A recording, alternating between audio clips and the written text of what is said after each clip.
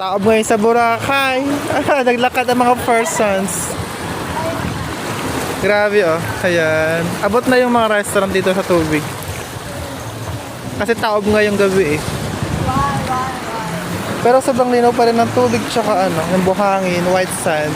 Nasa ano kami ngayon? Station 1 kami ngayon. Ayan. Galing sa Galaan. Ha? Pwede naman. Basta. Naabot na yung ano yung mga restaurant.